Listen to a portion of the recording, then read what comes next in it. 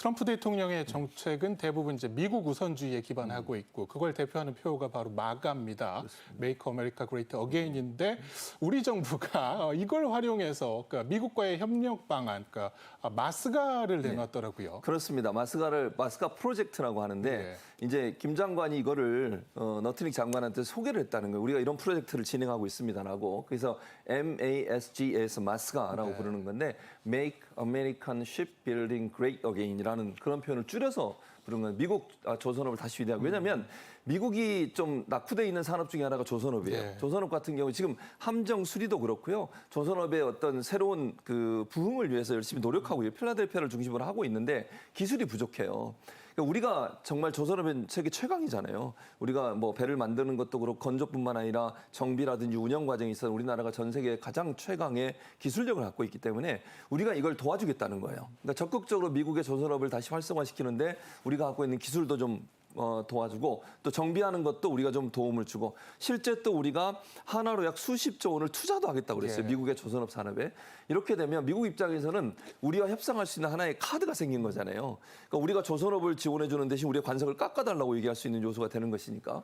그리고 이건 사실은요. 미국의 그 친우방적인 국가들 중에도 조선업에서 가장 많은 도움을 줄 수 있는 우리나라밖에 없어요.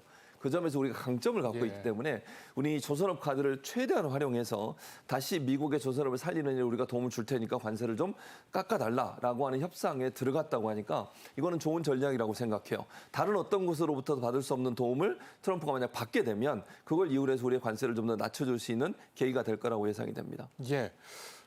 사실 트럼프 대통령 취임하면서부터 우리의 조선업에는 관심을 보여왔고 우리가 해줄 수 있는 것들이 이제 MRO, 유지보수 정비 차원이라든가 이런 것들이었는데 지금 마스가 프로젝트를 보면은 교수님 말씀해주신 뭐 투자 확대 부분이라든가 그리고 기술 이전까지도 좀 들어가 있는 모습입니다.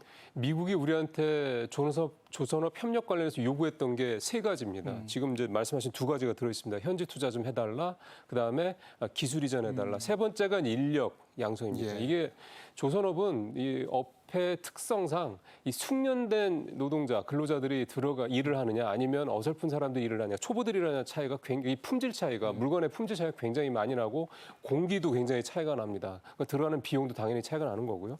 이 세 가지 내용들을 담고 있는 게 앞서 교수님도 말씀을 하셨던 마스가 프로젝트라고 볼 수가 있겠고요.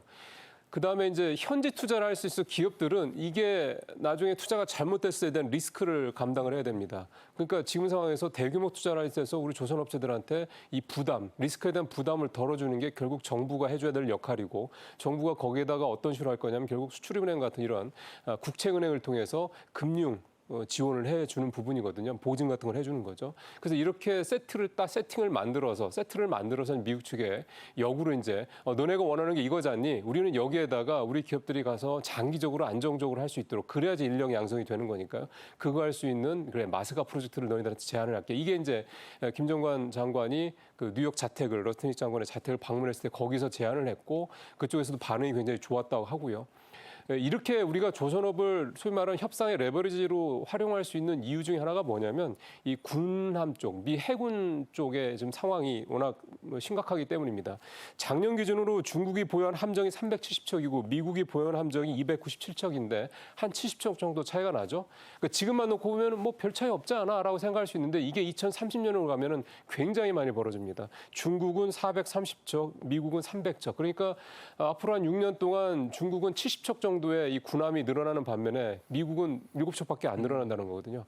이 간극을 메울 수 있는 게 결국은 앞서 교수님도 말씀하신 건 세계 최강의 조선력을 갖고 있는 한국이고 한국이 이거를 협상 카드로 쓰는 부분에 대해서 미국이 이제 어떻게 생각할지는 모르겠지만 미국한테는 이게 뭐 불쾌하다 말다 이런 차원이 아니라 당장 자기들이 중국을 견제하기 위해서 필요한 부분이라는 점, 이 부분이 이제 우리의 협상 카드의 핵심이다 이렇게 좀 볼 수가 있겠습니다.